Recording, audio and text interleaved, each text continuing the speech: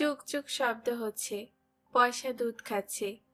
দুধের বাটিতে করে আঙ্গুল ডুবিয়ে সেই আঙ্গুল ঠোঁটের কাছে ধরতেই পয়সা আঙ্গুল মুখে নিয়ে চুকচুক শব্দ করছে। বড়ই মজার দৃশ্য। জামদানির খুব ইচ্ছা করছে সেও বড় বোনের মতো দুধ খাওয়ায়।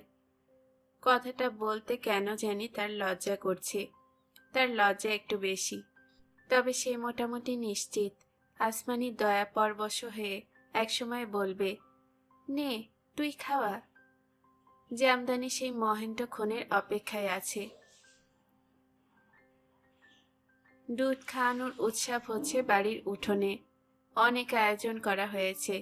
পাটি বিছানো হয়েছে, কাঁথা বালিশ আনা হয়েছে, জল চৌকিতে রাখা হয়েছে দুধের বাটি এবং সরিষার তেলের বাটি। দুধ খাওয়ানো শেষ হলেই পয়সার গায়ে তেল মাখিয়ে রোদে শুয়ে রাখা হবে। সমস্ত শরীরটা থাকবে রোদে, শুধু মাথার উপর ছায়া ফেলে একজনকে ছাতা ধরে রাখতে হবে। জমির আলী সেই নির্দেশ দিয়ে গিয়েছে। আঙ্গুল চুবিয়ে দুধ খাওয়ানোর কৌশলটা আসমানি বের করেছে। আগে ন্যাকড়া দুধে ডুবিয়ে মুখে ধরা হতো। এতে সময় লাগতো বেশি। আঙ্গুল পদ্ধতিতে সময় কম লাগছে। পুরো ব্যাপারটায় আনন্দও আছে। এই আনন্দ স্থায়ী হবে না। জমির আলী বলেছে, 1 মাস কষ্ট কর, 1 মাস পরে আবু শিশি দিয়া দুধ খাইব। তখন নয় আবুর মুখে শিশি ধরার কষ্ট ছাড়া আর কোনো কষ্ট নাই, তখন খালি আরাম। আসমানি এবং জামদানির কাছে আঙ্গুল দিয়ে দুধ খাওয়ানোর ব্যাপারটা কষ্টের না, বরং আনন্দের। এই আনন্দ 1 মাসের মধ্যে শেষ হয়ে যাবে ভাবতে ভালো লাগে না। জামদানি অনেকক্ষণ হলো চুপচাপ বসে আছে। আসমানি তাকে কিছুই বলছে না। লজ্জা ভেঙে সেই মিনমিন করে বলল, বুবু আমি দুধ খাওয়াই। আসমানি গম্ভীর গলায় বলল, হাত ধুইয়া আয়, ভালো মতো ধুইয়া আবি। জামদানি প্রায় দৌড়ে গেল হাত ধুতে। এই ফাঁকে আসমানি তার বোনের সঙ্গে বেশ কিছু গল্পগুজব করল। এখন তোরে কে দুধ খাইব জানিস? তোর বোন, নাম জামদানি। হে তোমারে বহুত পেয়ার করে। ও পয়সা বোন, তোমার মনটা খারাপ কেন গো? মার জন্য পেট পুড়ে। আহারে লক্ষ্মী, আহারে কুটুরা পক্ষী, মা সইলা আসবো, কয়েকটা দিনের মামলা। মা সইলা আইসা তোরে কোলে নিয়ে হাঁটবো, খালি হাঁটবো, হাঁটতে হাঁটতে গীত গাইব। গীত শুই না তুই ঘুমাইয়া পড়বি। বোনের হাতে দায়িত্ব দিয়ে আসমানি উঠে পড়ল। তার অনেক কাজ। কলসিতে খাওয়ার পানি নেই। টিউব কল থেকে জগে করে পানি এনে কলসি ভরতে হবে। তাকে আসা যাওয়া করতে হবে 15 বার। কলসি ভরতে 15 জগ পানি লাগে। সব তার হিসাব করা। গাঙ্গের পাড়ে কচু গাছের লতি এসেছে। লতি তুলে আনতে হবে। রুস্তমের ভিটার সবরি গাছে সবরির বান ডাকছে। সেইখানে একলা যাওয়া যাবে না, ভয় লাগে। বাপজানকে সাথে নিয়ে যেতে হবে। জংলার ভেতরে লটকন গাছ ঝেপে লটকন এসেছে, এখনো পাকেনি, তবে পাকার সময় হয়ে এসেছে। রোজ একবার খবর না দিলে লটকন অন্য কেউ নিয়ে যাবে। জংলা থেকে খড়ির ব্যবস্থাও করতে হবে। রান্না বাড়ার ঝামেলা অবশ্যই নেই। জমির আলী সন্ধেবেলা বাড়ি ফিরে রাতে বসবে। রান্না হয় একবেলা, তাতে কষ্ট হয় না। 2 বোন চিড়া খেয়ে থাকে। চিড়া খুবই গুণের খাদ্য। গুড় দিয়ে 2 মুঠ চিড়া খেয়ে পেট ভরে পানি খেলে সারাদিনে আর খিদে লাগে না। খিদা লাগতে থাকে আসরের পর থেকে। সন্ধ্যাবেলা খিদায় চোখ অন্ধকার হয়ে আসে। তখন গরম গরম ভাত কি যে ভালো লাগে। টিউব কলটা সরকার বাড়ির পেছনে। সরকার বাড়ির বড় বউ রমিলা টিউব কলে কাপড় ধুচ্ছিল। আসমানিকে দেখে বলল, আসমানি তোর বোন কেমন আছে? আসমানি বলল, ভালো। তোর মার কোনো খোঁজ আছে? না। সংসার ফালাইয়া তোর মা গেল কই? আসমানি জবাব দিল না। জবাব দেবার কিছু নেই। তার মা কোথায় গিয়েছে সে জানে না। তোর বাপ ও তো ভাদাই মা, শরীরে শক্তি আছে, অসুখ বিসুখ নাই, ভিক্ষা করে। এমন মানুষকে কানে ধইরা গ্রামের বাইরে বাইর কইরা দেওয়ান দরকার। C C C. আসমানির মনটা খারাপ হলো। তার বাপজানকে কেউ কিছু বললে তার মন খারাপ লাগে, রাগ হয়। সে রমিলা চাচির ওপর রাগ করতে পারছে না। রমিলা চাচি অসম্ভব ভালো একজন মানুষ, সব সময় তাদের খোঁজ খবর করছে, এটা সেটা দিচ্ছে। এখন সে যে হলুদ জামাটা পরে আছে, এটাও রমিলা চাচির দেওয়া। রমিলা বলল, তুই কেমন মেয়ে রে আসমানি? তোর বাপরে নিয়া দুইটা মন্দ কথা বললাম, সাথে সাথে মুখ কালা। যে মন্দ তারে মন্দ বলবো না। আসমানি নিচু গলায় বলল, বাপসান মন্দ না। রমিলা হাসি হাসি মুখে বলল, আচ্ছা যা, তোর বাপসান মন্দ না, হে রসগোল্লা, রসের মধ্যে ডুইবা আছে। কি খুশি হইছস? আসমানি কিছু বলল না। রমিলা বলল, একটা মুরগি সৎকা দিছি, মনে কইরা নিয়া যাবি। সৎকা কি জন্য দিছেন? বিপদ আপদ হইছে। রমিলা বিষণ্ণ গলায় বলল, তোর চাচা থাকে বিদেশে, তার জন্য মনটা সব সময় খারাপ থাকে। তার যেন বিপদ আপদ না হয়, এই জন্য সদকা দিলাম। গত রাইতে একটা খারাপ খোয়াবো দেখছি, মনটা পেরেশান। খোয়াবে দেখলাম তোর চাচা সাদা চাদর গায়ে দিয়া বিছানায় শুয়ে আছে। একটু পর পর বলতাছে, বউ আমারে পানি দাও, বড় তিয়াস লাগছে। আমি পাগলের মতো পানি খুঁজতাছি, পানি পাইতাছি না। সবই আছে, পানি নাই। তখন ঘুম ভাঙছে, সারা রাত আর ঘুম হয় নাই। আসমানি কলপারে বসল। রমিলা চাচির সঙ্গে গল্প গুজব করতে তার খুব ভালো লাগে। রমিলা বলল, চুলে তেল দেস না, চুলে জট পড়ে গেছে, সাবান দিয়ে ভালো মতো গোসল দিবি, চুলে তেল দিবি। রাজরানীর মতো চেহারা, ময়লা মাইখা ঘুইরা বেড়াস, ঘরে সাবান আছে? না, সাবান নিয়ে যাস, বিকালে এসে সাবান আর মুরগি নিয়ে যাবি। আচ্ছা। আসমানি বসে আছে, রমিলা কাপড় ধুচ্ছে। রমিলার চোখে পানি। স্বামীর প্রসঙ্গে কথা বললেই রমিলার চোখে পানি আসে।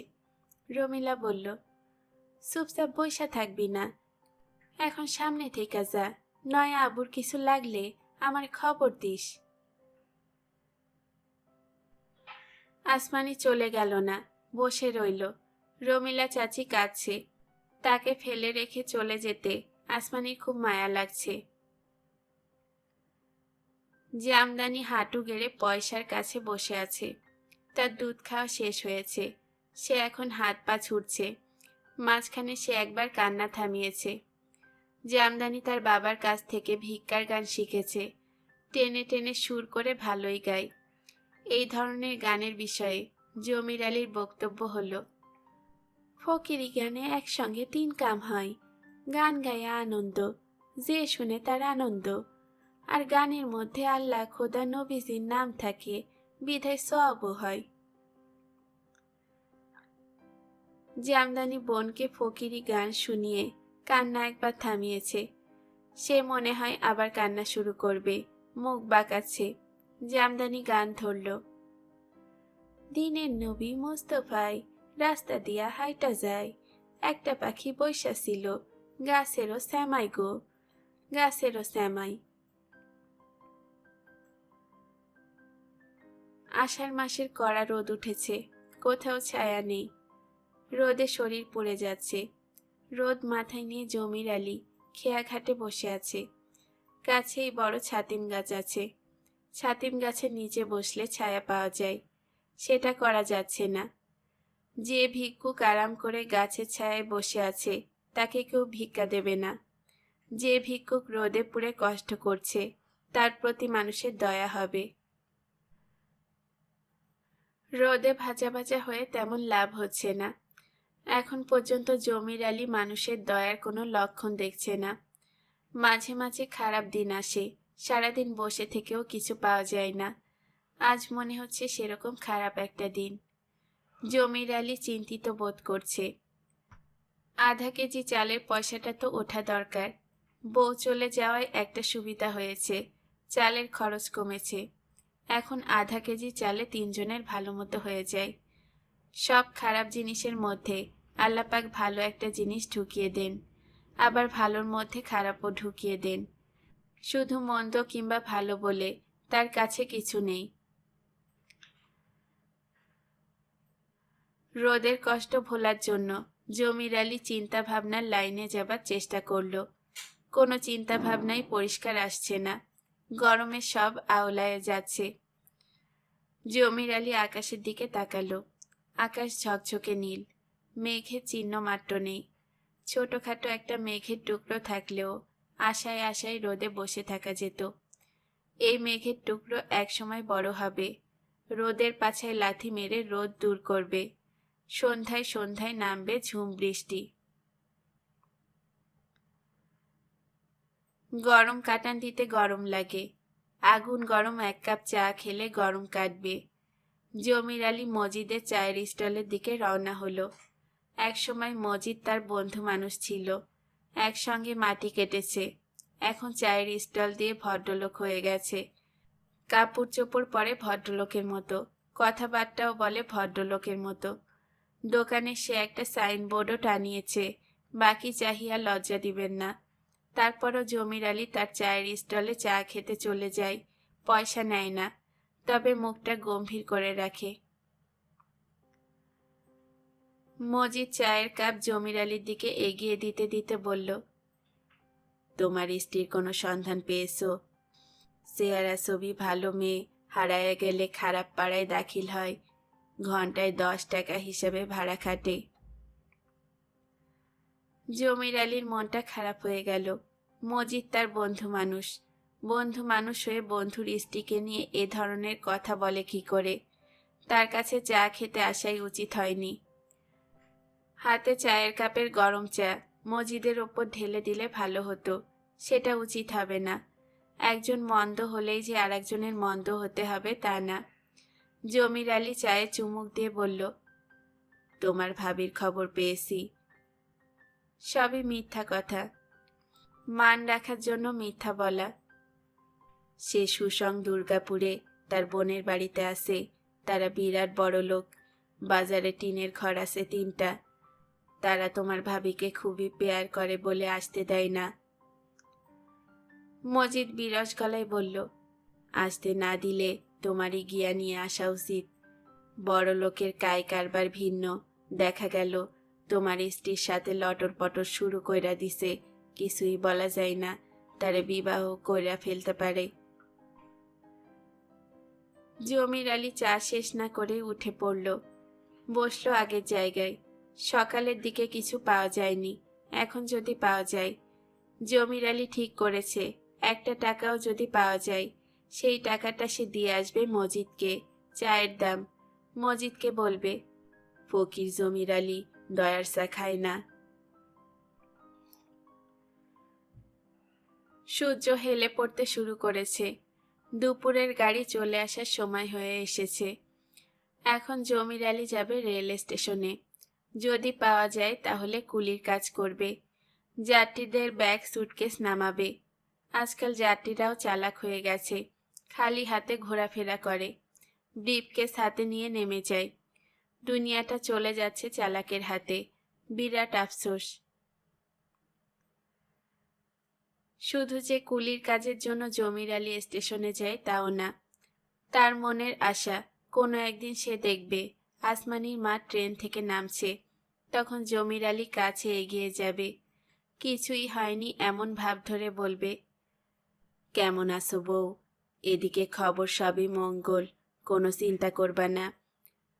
বউকে নিয়ে বাড়িতে রওনা হবার আগে আগে রেল স্টেশনের টি স্টলে টোস্ট বিস্কিট দিয়ে 1 কাপ চা খাওয়াবে। এরা চাটা ভালো বানায়। আসমানির মার সঙ্গে সে অতি ভদ্রলোকের মতো ব্যবহার করবে। কেন সে কাউকে না বলে বাড়ি থেকে চলে গেল, কোথায় গিয়েছিল, এইসব কিছুই জিজ্ঞেস করবে না। কি দরকার, ফিরে এসেছে এটাই যথেষ্ট। আল্লাহ পাকের দরবারে হাজার শুকুর। দুপুরের ট্রেনে কোনো যাত্রী নামলো না, এটা খুবই আশ্চর্য ব্যাপার। এত বড় একটা ট্রেন এলো, চলে গেল, একজনও যাত্রী নামল না। এরকম ঘটনা কি আগে কখনো ঘটেছে? মনে হয় ঘটে নাই। স্টেশন মাস্টারকে জিজ্ঞেস করলে হয়তো জানা যাবে। স্টেশন মাস্টারের এইসব হিসাব থাকে। জমির আলী এগিয়ে গেল। কোনো যাত্রী ট্রেন থেকে নামেনি, এমন ঘটনা আগে ঘটেছে কিনা তা না জেনে গেলে মনে একটা খুঁতখুঁত থাকবে। জেনে যাওয়াই ভালো। স্টেশন মাস্টার ধমক দিয়ে জমির আলীকে বিদায় করলেন। গলার রগ ফুলিয়ে চিৎকার করে বললেন, যা ভাগ, এক থাপ্পড় খাবি। জমির আলী বিস্মিত হয়ে বলল, থাপ্পড় খাওয়ানোর মতো অপরাধ কি করলাম? মনের মধ্যে একটা জিজ্ঞাসা ছিল। আবার কথা বলে, ভাগ। জমির আলীর মনটাই খারাপ হয়ে গেল। কোনো কারণ ছাড়াই এত খারাপ ব্যবহার মানুষ করে কি জন্যে? ভালো ব্যবহার করার জন্য তো টাকা খরচ করা লাগে না। মুখের মিষ্ট কথা নিষ্খরচা জিনিস। 1,00,000 মিষ্ট কথার দাম 0। জমির আলীর মন এতই খারাপ হলো যে সে মন খারাপ ভাব কাটাবার জন্য মিষ্ট কথার সন্ধানে বের হলো। একটা তিক্ত কথা কাটান দিতে একটা মিষ্ট কথা লাগে। তিক্ত কথা কাটান না দেওয়া পর্যন্ত মনে অশান্তি থাকবে। কি দরকার মন অশান্ত রেখে? জমির আলী ইয়াকুব সাহেবের সন্ধানে বের হলো। ইয়াকুব সাহেব কি একটা এনজিওর কাজ নিয়ে এসেছেন। থানা কমপ্লেক্সের পাশে টিনের একচালা ঘর ভাড়া নিয়ে একা একা থাকেন। অতি বিশিষ্ট ভদ্রলোক, মধুর ব্যবহার। জমির আলীর ধারণা এই মানুষটা শুধু মধুর ব্যবহারের কারণে বেহেশতে যাবে। খাওয়া দাওয়ার পর ইয়াকুব সাহেব কিছুক্ষণ ঘুমন। জমির আলী ঠিক করে ফেলল, সে যদি গিয়ে দেখে ইয়াকুব সাহেব ঘুমিয়ে পড়েছেন তাহলে চলে আসবে না, ঘুম ভাঙার জন্য অপেক্ষা করবে। 2টা মিষ্টি কথা শুনে মনটা ঠিক করবে। ইয়াকুব সাহেব জেগেই ছিলেন। বারান্দায় রাখা টানা বেঞ্চের ওপর বসে খবরের কাগজ পড়ছিলেন। জমির আলীকে দেখে তিনি হাসি মুখে বললেন, ভিক্ষুক সাহেবের খবর কি? রোজগার পাতি কিছু হয়েছে? জমির আলীর মন ভালো হয়ে গেল। একেই বলে ভদ্রলোক, শরীফ খানদান। জমির আলী বলল, স্যারের শরীরের অবস্থা কি? অবস্থা ভালোই। তোমার খবর কি? বউ ফিরেছে? যে না। কোথায় আছে খোঁজ খবর কিছু করেছো? বাপের বাড়িতে যাই নাই, সেই খবর পেয়েছি। মনে হয় সুসং দুর্গাপুরে আছে। তার এক বোনের বিবাহ হয়েছিল সুসং দুর্গাপুরে। আমার বিশ্বাস সেইখানেই আছে। চলে যাও, বউ নিয়ে আসো। বেকায়দায় পড়ে গেছি স্যার। ঘরে ছোট আবু, কার কাছে রাখি? তোমার বাচ্চাটা কেমন আছে? কি যেন তার নাম? পয়সা না? যে স্যার, আপনার দেখি সবই আর থাকে। জমির আলী, দুপুরের খাওয়া হয়েছে? না হয়ে থাকলে কিছু ভাত তরকারি আছে, খেয়ে নাও। খাবে? যে স্যার। যাওয়ার সময় থালা বাসন ধুয়ে যেও। যে আচ্ছা। জমির আলী মনে মনে বলল, হে আল্লাহ পাক, তোমার দরবারে দরখাস্ত করলাম, ইয়াকুব সাহেব রে তুমি বেহেশত নসিব করবে। তাকে বেহেশত নসিব না করলে আমি তোমার বেহেশতে ঢুকবো না, এইটা আমার ওয়াদা। জমির আলী যে বেহেশতে যাবে এই বিষয়ে সে নিশ্চিন্ত, কারণ সে স্বপ্নে একবার নবীজিকে দেখেছে। যারা নবীজিকে স্বপ্নে দেখে তাদের বেহেশত নসিব হয়। মুন্সি মোল্লার কথা।